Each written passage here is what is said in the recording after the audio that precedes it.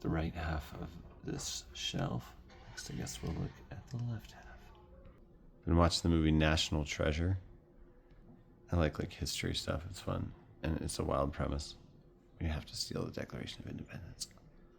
But I'm like, what does that say about American history in the world of this movie? Like, the founding fathers had this giant, huge treasure that they'd been protecting just for whatever reason, no reason to hoard it, because it's historic or it's golden. And that means the founding fathers had a huge amount of resource that they never used. So does this go back to the early colonies? When everyone was starving to death and stuff, there was just this big treasure in reserve?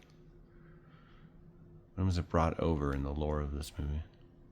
Because that means the Jamestown colonists were eating each other when they could have been bankrolled with a lot more money and have had a lot more supplies.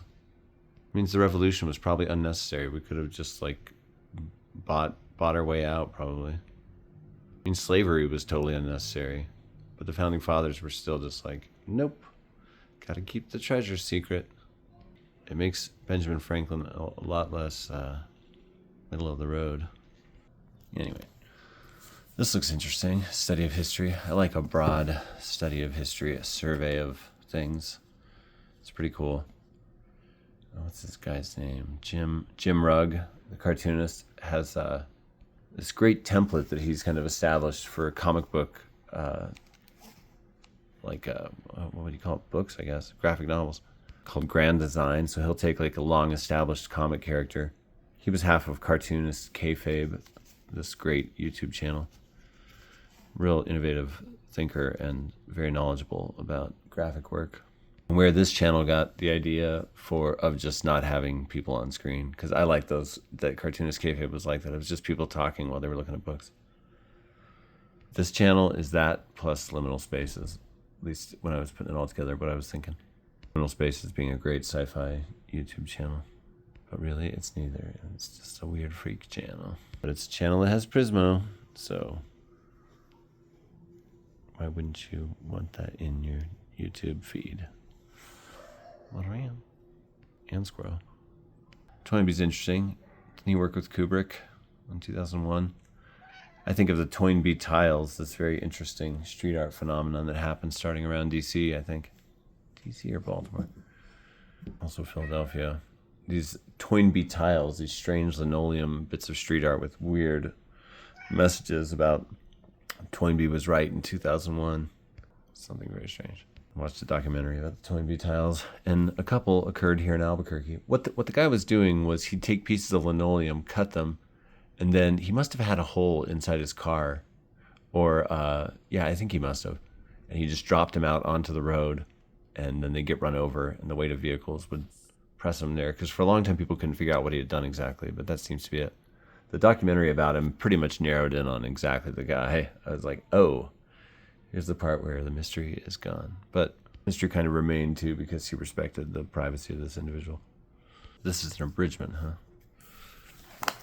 I should read this and that Gombrich, A Little History of the World also. Let me read a trilogy of books like that before my book is done, so I can think about those larger elements.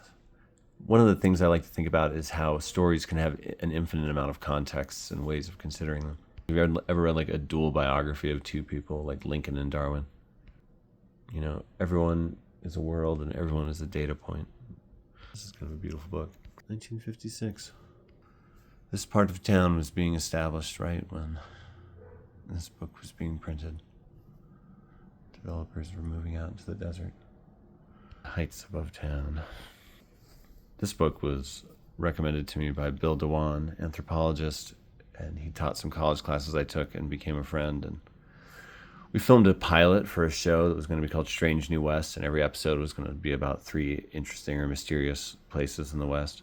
And then our editor got cirrhosis and died. He was like a secret alcoholic that was just drinking all the time. What? And that kind of killed the project. People moved away. But that pilot exists out there somewhere. Yeah, me, Bill Dewan, and these 2 women, Stephanie and Felicity. We were the 4 hosts, and we went to Sandia Cave and did an episode on that. We went to the Carl Taylor murder site and did an episode on that. What was the other one? Civil War Ghosts. Memories. Life contains so much. But anyway, Bill DeWan recommended this to me when he was teaching a class called UFOs in America. And it was all about like the anthropology of belief and so on. It was very interesting. I think there's definitely something to that. But I do think it's interesting, and I think that if you study the subject enough, you will find those handful of cases where you're just like, what's going on there? And when you spend as much time out in the desert as I have, you will see weird stuff. I had so many sightings of things I could not figure out what they were when I was at that wilderness camp last summer. This red craft, basically, in a multicolored vortex with a huge white tail behind it. People thought it may have been a meteorite, but it was so dimensional, and it seemed to land in these trees beyond where we were. I was fumbling to get my phone out, and I filmed everyone exclaiming about it right afterward, but missed the actual thing. It was crazy. We saw what must have been missile tests all the time. Looked like comets. Sprays of light off in the distance at night. Anyway, the world is weird, and I digress, don't I? I'm sorry. Blank spots. You know, I've been watching a lot of booktube videos lately. I'm like, if I'm making this crap, I should consume it as well, you know. I joke. I think these videos could have some value. I don't know. What I'm talking about is living that book life, you know? Having books in your life that animate and add to your life. This channel is helping me read more, and that's really why I started it. It's maybe helping me write less, which is not good, but it's helping me formulate my ideas more, which is good. I do need to also write those ideas that I formulate. I have a gig writing for this online newsletter now, Nob Hill News. It's a subscription-only thing, and it already has the mayor as a subscriber, the mayor of Albuquerque, where I live. I have a column in it called Spirit of Place that is just, it's going to be about 100 different spots around the greater Nob Hill area of Albuquerque, random, but like, you know, whenever I write about it, I always think about that William Blake quote, to see eternity or infinity or whatever in a grain of sand. Oh wow, Mike, you really love that line. You memorize it so exactly. You know, to see eternity in a moment, you know, all that stuff, that's really good. The best writers, I think fractally, and they think about all these different levels, microcosms and macrocosms. You know, I like the idea of mega context, really. What's up, Riz?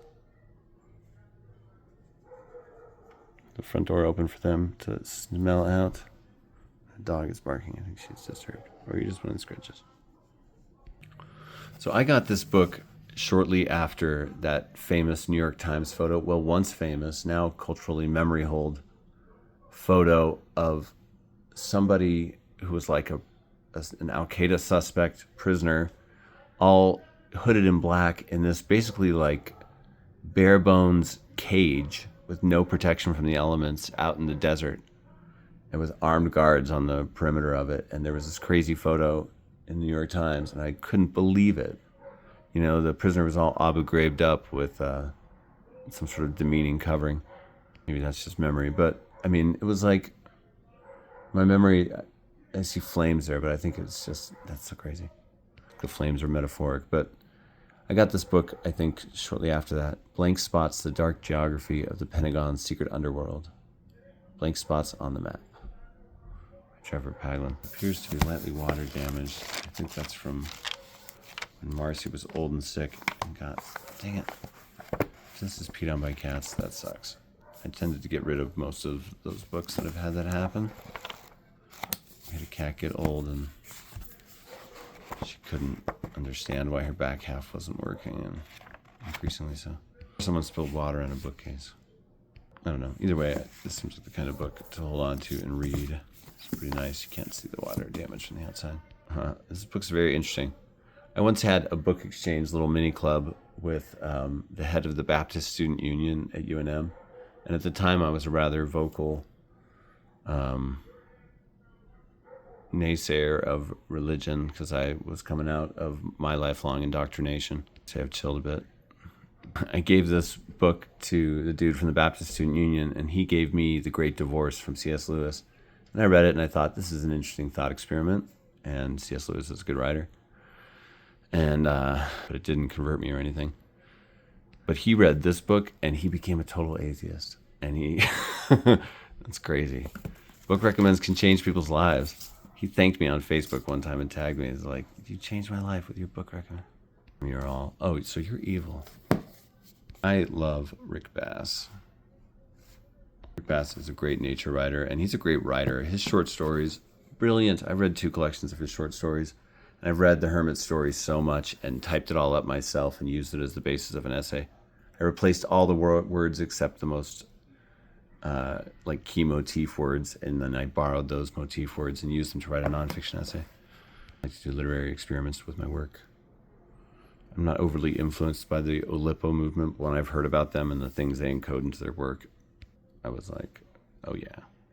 Rick Bass understands that prose can be beautiful.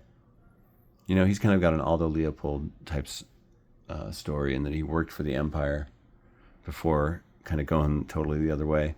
Aldo Leopold was out killing wolves when he realized, for the government, when he was like, this is wrong. Became this great nature writer. Rick Bass was an oil guy from Houston, a geologist for those companies, I think. But The Hermit story is amazing, about this frozen lake that the water drains out from underneath, and people go walking around underneath it. Epic. This is one of his longer works. Oh, this might be actually, I think this is a nonfiction book on a place. He gets worked up about place if you read his nonfiction. He's like, yeah, protect the desert, but can we also protect this lush green place where everything is life? Like, good.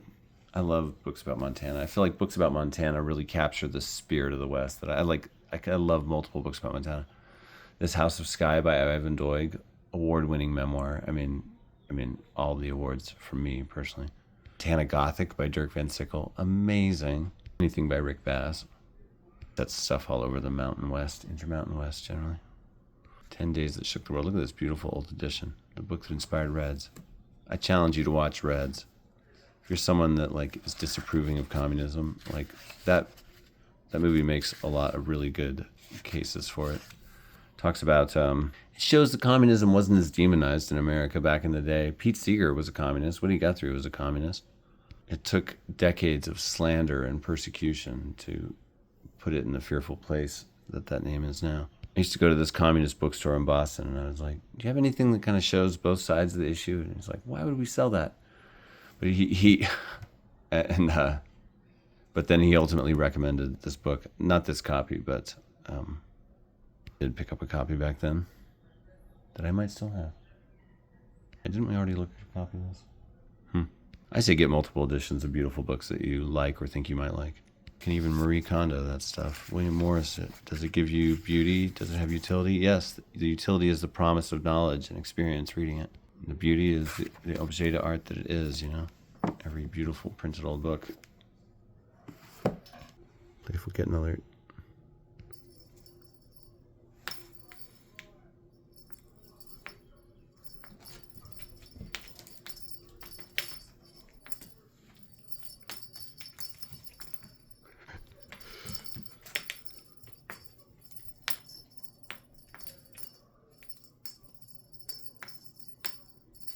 But in Reds, some of the characters wear buttons that say "One Big Union."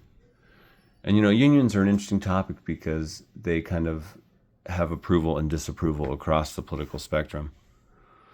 Maybe that's that horseshoe theory. You can meet some pretty blue-collar, right-leaning people that love their union. I see them as teachers sometimes. But they were all wearing buttons that said "One Big Union." And I see the idea. Why don't we all just, that would be a slightly different political system. I like Billy Bragg's general sentiment. Here comes the future and you can't run from it. If you've got a blacklist, I want to be on it. I'm for the people, you know. If there were to be a socialist or a democratic socialist or a communist or I don't want to say anarchist because I feel like that's just too aimless. Like anarchy to me feels like an incomplete philosophy, like a half philosophy. I could get into arguments with people about this, but there's some great anarchists that I like reading, and I'm really interested in the topic of Josiah Warren, the first American anarchist who had like these communes.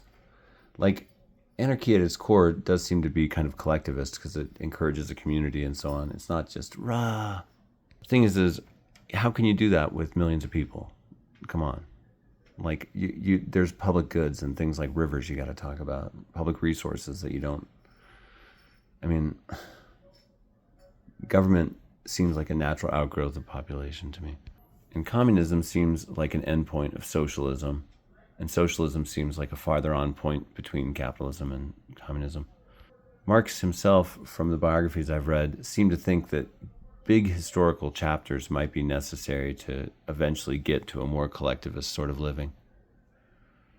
I bet I lose followers from talking about this. Last time I talked about communism a little bit in a video, I lost 3 followers, I think. Like, interesting. You know, I don't think capitalism is inherently evil. It's just like a flawed system. And, you know, it seems to be like the best one occurred to us for a while, but it leaves so many people in the dust. And, I don't know. China seems to have some sort of capitalist, communist hybrid going on. Does it work? Has it eliminated poverty? I don't know. Pretty crazy, though, that a couple of guys wrote a book a long time ago that lit a fuse for the world and changed the world governments, the whole planet. What?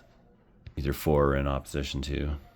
John Reed's classic. Yeah, this is about an American communist journalist during that time of the Russian Revolution. Here's the great classic of world journalism by John Reed, whose own dramatic life provided the storyline for Warren Beatty's film Reds. Covering the decisive moment of the Bolshevik Revolution, 10 Days revealed the author to be among the first Americans to grasp the true significance of the revolution and to make the U.S. public aware of it. The book remains acclaimed today. It is published in many countries and in a multitude of languages.